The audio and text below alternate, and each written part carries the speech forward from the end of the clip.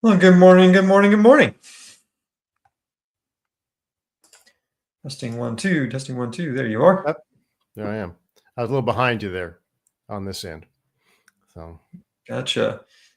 All right, we'll let people come on in. It looks like Dave, not in Cali, went ahead and made a post. how come you're not in Cali, Dave?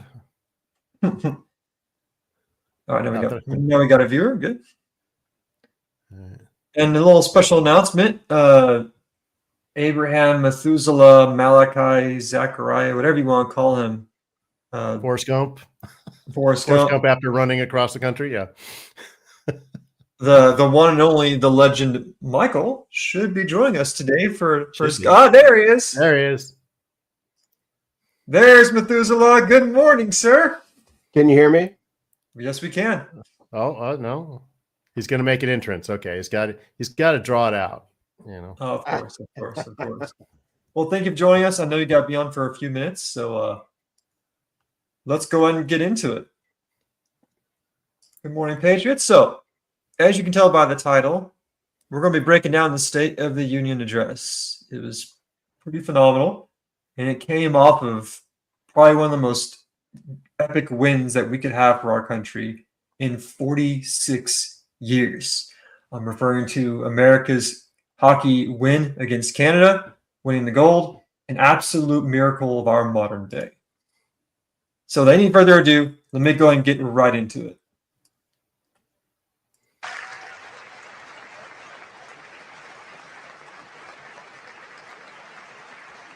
Trump opened by celebrating American triumph, from the record-setting economy to the gold medal hockey team that electrified the chamber with chants of USA, before pivoting to a devastating indictment of Democrat failures on immigration, crime, and the affordability crisis that they themselves created.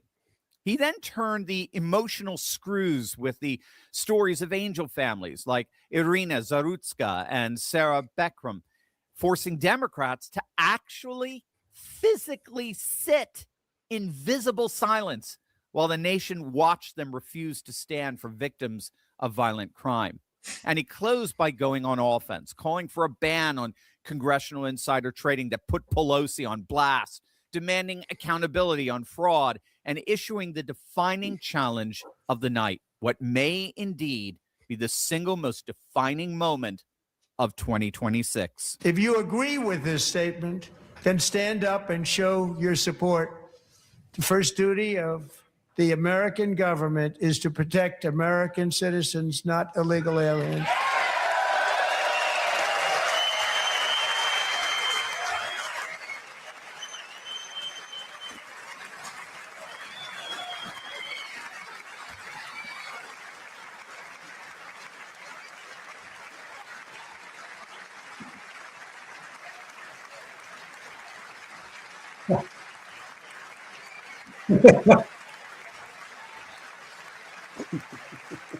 That, my friends, was an absolute masterpiece. Trump and the GOP played that perfectly. As you said, they wouldn't stop applauding.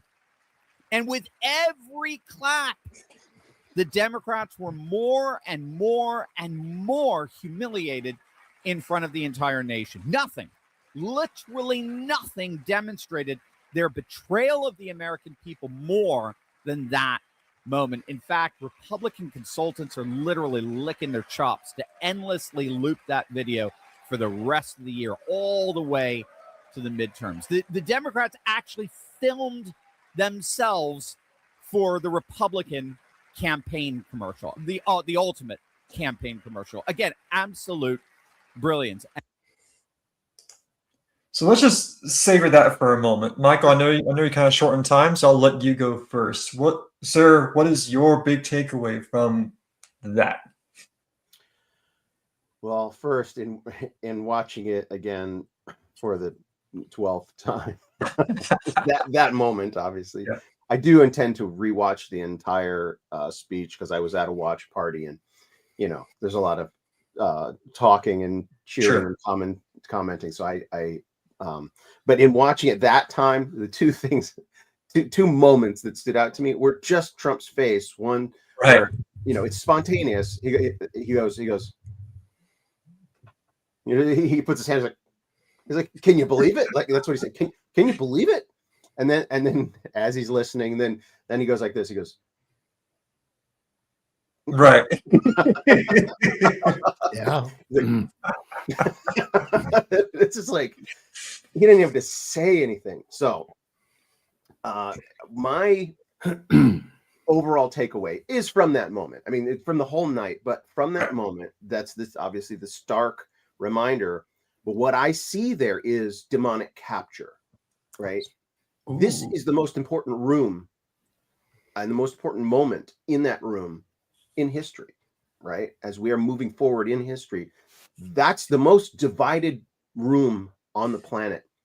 And you see that the numbers are not in their favor, right? It's like they may have a big portion of the room, but it's a smaller portion than the rest of the room, right? Mhm. And looking at their faces, it's not like in the past where they have their spines up and they're real defiant. They look like they're in demonic capture.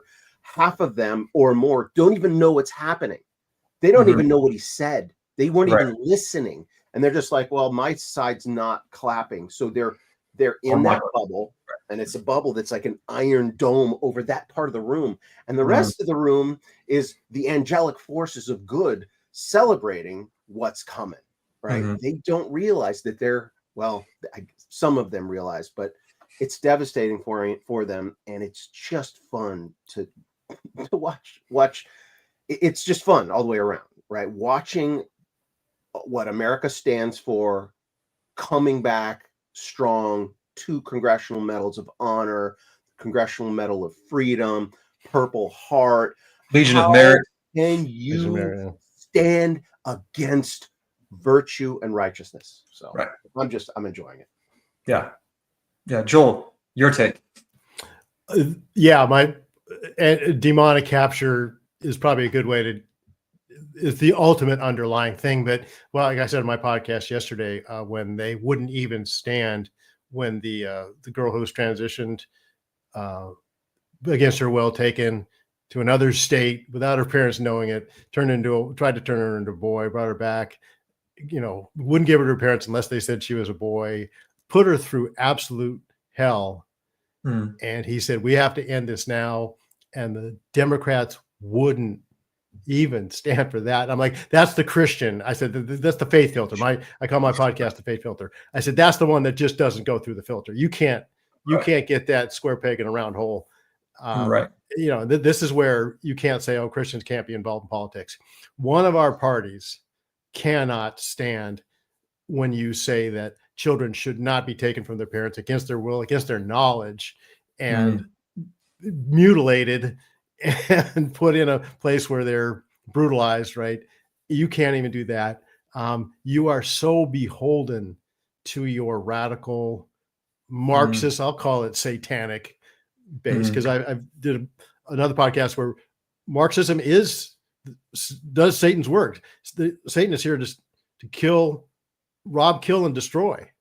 Yeah, it's the absolute death of religion. Does, and that's who they're beholden to. So a lot of them probably wanted, I wish I could stand for this, the mother of this young woman who was killed on the subway, or the one who was killed in her bathtub, right? I would love to stand for that, but I can't, because these crazy people will cut off my funding, and they'll run against me. They'll primary me or whatever. I don't know. Who knows what it is? Right. Or maybe we can't stand for anything Trump says, because if we do, our base will completely destroy us, because nothing Trump can do is right. Even when he's so obviously right, it's not even funny. So, yeah. All right. Thank you, Michael. I appreciate your input. Love you guys. Hey, Michael. Take care. Take care. Here's my thing. There's 2 points of view from this. There is a Christian point of view. Then there's just the simple American point of view. What Trump said politically was brilliant. Like he plays 4D chess every single day. People can't keep up with him. He does beautifully at that. But what he said was brilliant, because he made it very clear. Listen, if you don't agree with my policies, that's one thing. If you literally do not agree with one thing that I've done, if you don't want to stand, that's fine. That's your right. But do you think government should serve American citizens and not illegal aliens? Yes or no? And if you support Americans being served, that should bring people together. I mean, we just came off winning that massive win against Canada, representing our country in 46 years. You know, that does bring people together. And a lot of independents were watching that, thinking, I may not agree with everything Trump does, but I do agree with him on this. And that's the dividing line. Should our government focus on American citizens or not? Yeah. It's a simple question, but the answer is extremely revealing, as we saw. Yeah. And it's, you say it's 4D chess. I don't think so. I mean, and I said yesterday, no other Republican president has ever done that, but that's the thing that we were always wishing they would do. It's such a gift that the Democrats give you to say, we are against everything that is America, everything, we're this, and all you have to do is point it out to people. And but it takes someone like Trump. Who else but Trump would do that? And it's what we always wished a politician would do. So here you got this brash New York kind of guy who rubs a lot of people the wrong way. But I'll take him because he's, and it's not phony. You can tell that's really the way the guy is. He talked like that when he was Democrat, but because they were so crazy, he came to the Republican side, and now, and they're very cooperative. They're just like, because like I said, they're in a complete box. They can't stand right for anything. Right. He says, and so he says, okay, if you can't stand for anything that I say, I'm going to say the most basic, the most fundamentally American, decent things. Right. I'm going to bring in front of you the people who have suffered the most because of your policies. And did you notice too that whenever he called for policy change, he looked at Democrats right in the eye? I mean, he was staring right at them, saying, "You need to pass this bill, that says this and this and this." But so then he turned to Republicans and says, "We're going to pass this, right?" Yeah. So it's brilliant. At the same time, it's so obviously the way to do it. But because we're so focus grouped, the Republican Party has been the mainstream, whatever you call it, Rhino Republican Party has been so focus grouped and researched and told, no, you can't do this, no, you can't do that. When we're like, just do it. It's right. Hey, Trump is like, I'm going to do it. Yeah, victory is right there, and you won't throw the pitch. Trump was like, I'm going to do it. We're going to keep winning. We're not going to stop winning. And I don't care how you feel because this is the right thing to do. And Lucas made a great point. It wasn't just the men's hockey team. It was women's hockey team. It was that American female skater that won gold. It was a bunch of other people that just killed Lucas, it. Can I say for a guy from Canada, you're being very magnanimous right now. Right. Right. It was a great weekend for America, a great State of the Union address. And to follow it up, let's not forget, Patriots, this July 4th is a very special July 4th. It's the 250th anniversary of our independence. Yeah. And Trump made it very clear this is going to be a very special month for us because it is special. 250 years. We're not that old. We're actually a very young country. But we are a country that wasn't supposed to happen. We were that experiment that was supposed to fail. And the whole world was watching a bunch of young men. Let's not forget Adams, Hamilton, Washington, Jefferson, other founding fathers. Yeah. They weren't old. Most of them were young men, like really young. Yeah. And they had the audacity to directly challenge the most powerful empire in the world and say, you know what? We're not going to do that. Yeah. Well, it's the same thing. They did the same thing. Right. It's right there to do. We've been governing ourselves for 150 years. We know how to do it. it's the right thing to do. What do you? I remember in the John Adams miniseries. Oh, yeah. I remember when Benjamin Yep. Franklin makes his entrance, right? And he goes, "Where are those Massachusetts men?" Right? And I want to meet those guys. Don't they Yeah. know that when you go up against the most powerful army in the world, you're supposed to surrender. lose? You Yeah. know, what's the matter with you? Their cowardly victory at Concord and Lexington. Yeah, yeah. So, and then he looks at the guy from South Carolina. All it took was what do you call them? Stones, right? All it takes is a little bit of Testicular fortitude. yeah, there you go. Well, so for this Christian connection, I see that, and the first thing I came up with was the Sermon on the Mount. And Joel, I know you were able to find some good connections. So what's a good verse that really stuck out to you with comparing that to the Sermon on the Mount? Well, obviously the one that hits you right away is in the Sermon on the Mount. Jesus starts out with, "Blessed are the poor in spirit, for theirs is the kingdom of heaven. Blessed are those who mourn, for they will be comforted." And that's the one that caught me, because last night, or during the State of the Union, he made a point of comforting the mother of that girl on the subway, the mother of the girl who was killed in her own home, right? The Erica Kirk, right, was still, and people who probably thought they would never find comfort in this because their government has abandoned them. The government has failed them, right? Because of government policy, their children or their husband was taken from them, and they didn't see justice coming. And Trump looked at them and said, "Hey, to the mother of that Ukrainian girl, we will bring justice for your daughter." And for the other girl that was killed.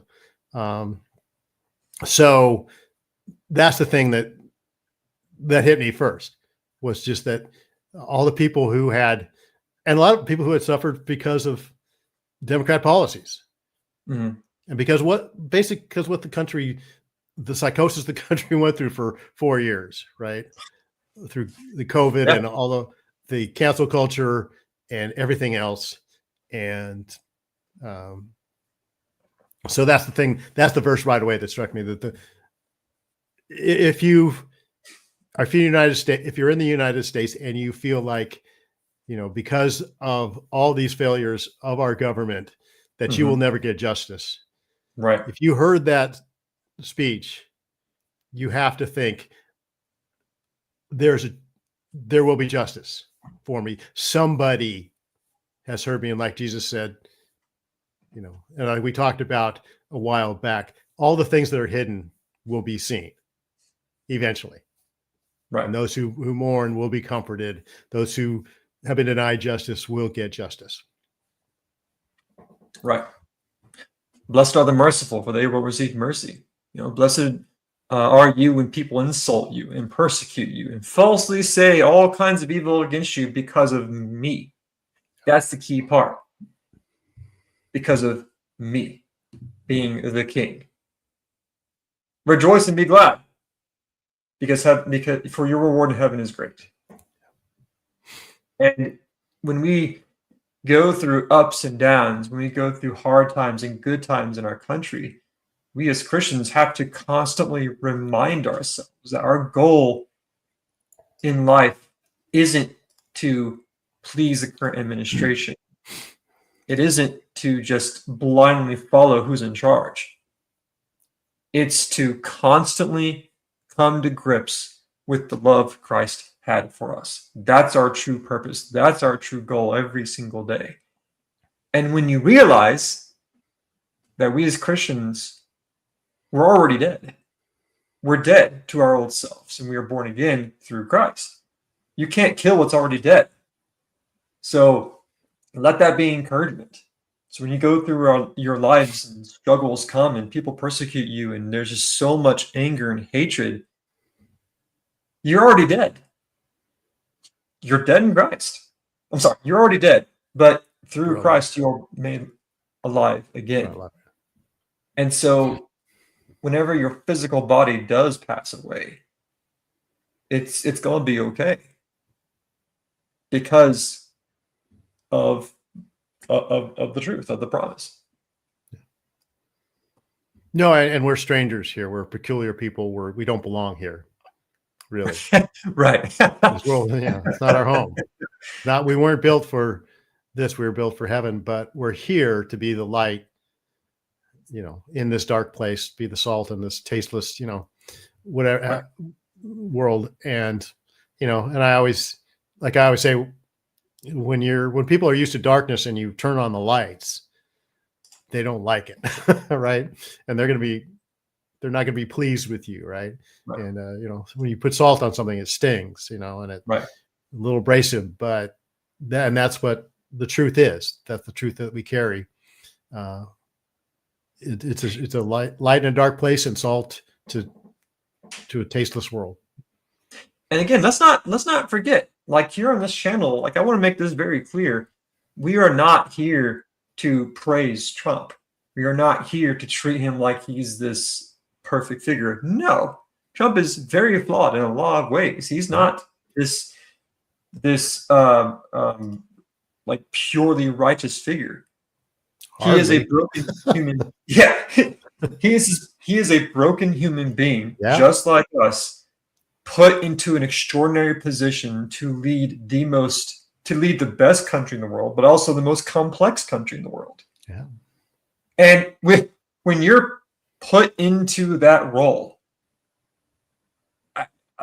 I wouldn't be able to do it personally. But when you put into that role, you have to be able to make decisions and lead, for better or for worse. You have to keep moving forward. But that is a divinely appointed position. And so when he's there leading our country, for better or for worse, in moments like that State of the Union address, you as the leader have to make it very clear to everybody what your role is, what your purpose is, and what your plans are. People will love it and applaud you, and some people won't move at all. They'll just sink into their chairs and fall asleep. Okay. But guess who else is watching? The rest of the world, not just America. The whole world's watching that. Yeah. And they see clearly, like you could be someone from Germany or South Korea or China, and you could be watching this and you could blatantly see the divide. Yeah. And that is huge. Yeah. And what I worry about is that we put all this on Trump, because like I said, who else is going to do this? I don't know. And JD Vance is in training, and he sat right behind Trump and saw the master at work. Right. And like, dude, I hope you are learning. I hope you're not going to be George, H.W. Bush, who sat under Ronald Reagan, sat behind him, saw Reagan was a master. I mean, just, was a genteel, refined version of Trump, but he was every bit as effective. And George H.W. Bush for one, sat there, and when he got to be president, he just threw it all away. And so we can't. AC. Okay, AC thinks he is. So hopefully he'll be the one who wins. And it just depends on where the Republican Party goes from here. Sure. Or go from 2 years from now. Right. And I'm facing Trump's 80 years old. He's gonna have to stop at some point. And when he does, is all this going to end when Trump stops? Sure. Yeah. I have my own wishes. I have my own dreams and fantasies. There is a Trump dynasty to pull from. There's also JD Vance. There's a lot of things. But the truth of the matter is twofold. Number one, we're at a high right now, but it's going to get to another low. That's life. you're going to go to another valley. It's going to be hard again. But the second point is, regardless of what happens to our country, the constant is Christ. Never wavers, always there, always. Yeah. And the one thing that people who aren't Christians that will argue about, they can argue about Christianity all day, no problem. And they can bring up good points about the history of Christianity. But all the opponents of Christianity can never counter Christ. His birth, his life, his death, his resurrection. There is nobody that can even come close to disproving Christ. And that's the beauty of Jesus Christ compared to every other religion out there, compared to every other religious figure. None of them even comes close. So use that to bring encouragement to everyone. Use that for y'all to get through those hard days, because they will come.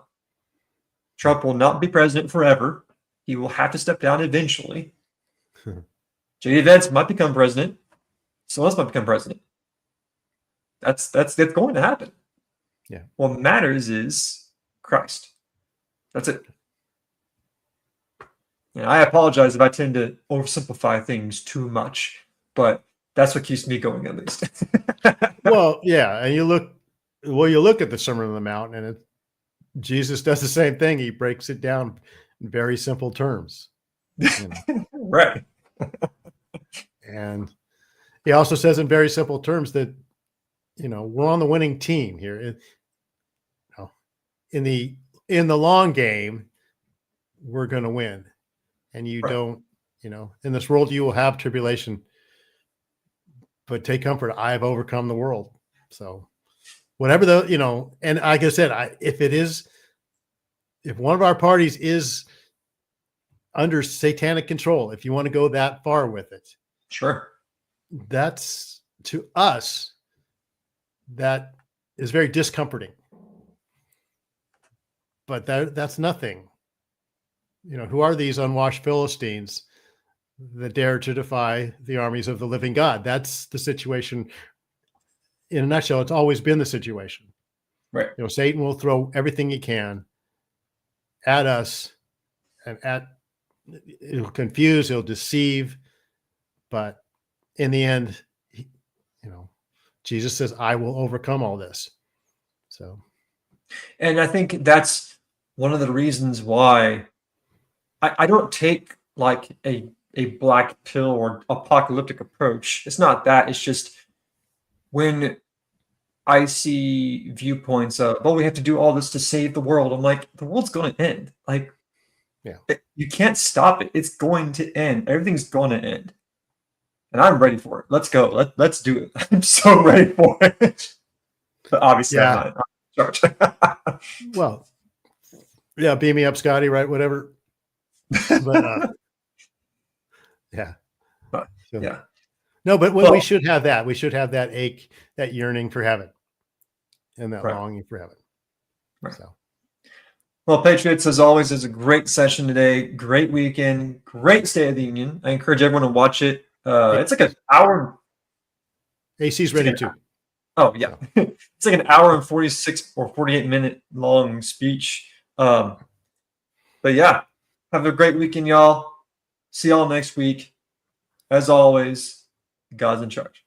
He is, and we're on the winning team. And whenever you get discouraged, just remember that. That's right. Take care, Patriots. Take care, guys.